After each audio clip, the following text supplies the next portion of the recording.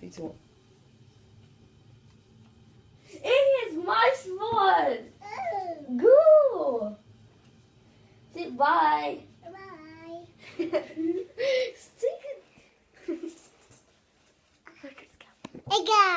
EA Docs, which stands for Echo and Aron Documentaries. And today we're going to do a documentary on Carrie Mae Best, who was known to prevent racism. That's why we could tell you who she is and why she's a memorable Canadian.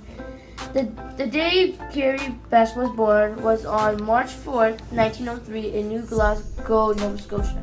Her parents' names were James and Georgina Asprevo. She also had two brothers, which we couldn't find in Google their names, so she still had two brothers. They all three, James and Georgina, were good parents.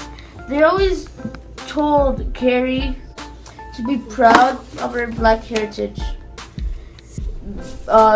Carrie Best did not get a good education, but her parents told her that it was very important.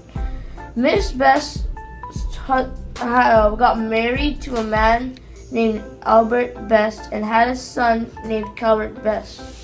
Calvert is a combination of Albert and Carrie, just to let you know. She was also a foster mother of 4 children and also had to take care of her own. The 4 foster children names were Burma, Emily, Sharon, and Obey Marshall.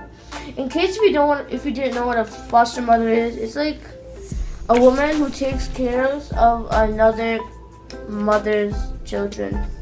Carrie Best's job was to be a human rights activist, author, journalist, and publisher and broadcaster. She had other job interests such as becoming a nurse, but the school wouldn't accept African Black Canadians. How racist. I know, right? The story of what happened is Carrie Best bought 2 tickets to the downstairs seats of the theater and tried to watch a movie with her son James Calvert Best. They were both arrested and fined in an attempt to go to part of the theater where only white people can watch. That experience motivated Carrie Best to discover the Clarion. The Clarion, which was the first black-owned newspaper published in Nova Scotia. I was right. Hey, John. What's up? Hi, John. The Clarion reported sports, news, social activities, and other events. Don't be the next gyro. Please do not be the next gyro. Oh, yeah. Her son, James Calvert Best, also helped with the Clarion. The newspaper was about revealing racism and the life of black Nova Scotians.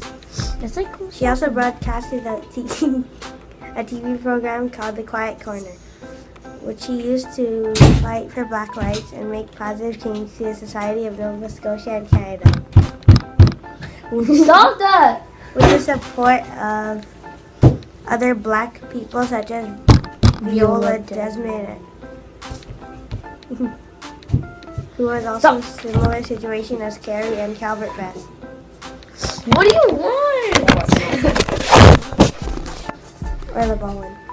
Okay, let's keep going. In the Quiet Corner, there is classical and religious music, poems read by Carrie Best, entertaining fans like Harry Wadsworth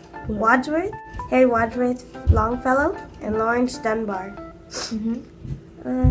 She was hired by Pictou Advocate to write a column entitled Human Rights. With Miss Best doing her best to help, black people were still treated unfairly. She also wrote a book called The Lonesome Road. It was about the knowledge and wisdom she had gained over an expensive long life. After and finally when they read this, they gave her many awards for standing up for racism. Such as the following. As you can see, there are many awards on the site, so you can read along.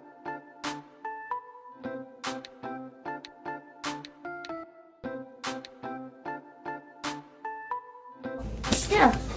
Why are you wandering off? So that's why I wrap up this video. Hope you guys enjoyed. Oh, I forgot to tell you when she died. Carrie Best died in July 24, 2001 in New Glasgow at the age of 97. Wow, you know so much things. Yes, and I'm not reading off a paper this time. Me too. That's the end of this presentation. I feel happy for her as well as others who helped stop racism because it's a huge issue in the world. And I couldn't imagine being around my black friends. Did you write that? I didn't write that. You did that. No. Yeah. That's all for this presentation. Hope you enjoyed. Hello guys, and I'm back, and I just realized that I forgot a part after me not go finish recording. So I'm just gonna get the question. I'm just gonna say the question. So why'd you pick Carrie Best? So I picked Carrie Best because there's a lot of information on her, and her name really standed out to me. So an extra, I also got a little video from the internet. So here you go, and again, thanks for watching.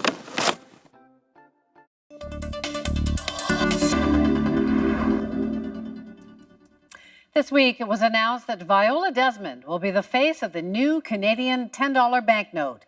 In 1946, her stand at a segregated movie theater in Nova Scotia turned her into a civil rights icon. But in our look back tonight, the story of another woman who could have fit the bill. 5 years before Desmond was kicked out of the Roseland Theatre in New Glasgow, Nova Scotia, another woman endured a similar ordeal. Carrie Best told the CBC about it in 1991. Well, I had been going to the Roseland Theatre for years. My son and I would, in those days, that's about the only entertainment that you had. And I would pick him up at school and we would go, and I'd sit in that same seat for years. And one day the usher just walked in and said to me, "You can't sit here anymore, you've got to go upstairs. All the black people have to sit upstairs." And shocked, of course, and of course I refused. And they held the show up for about a half an hour while they went to get the policeman, and they literally dragged my son and I out of the theater. And we were charged with disturbing the peace. Best fought the charges in court, but lost the case. She went on to found the Clarion, Nova Scotia's first black-owned newspaper. And in the inaugural issue, she brought to light the story of the now famous Viola Desmond. Mrs. Viola Desmond, 32-year-old Negro Halifax beautician, arrested and fined $20 for sitting downstairs in the Roseland Theatre. Best continued her work as an author, publisher, and activist. She was named to the Order of Canada in 1979.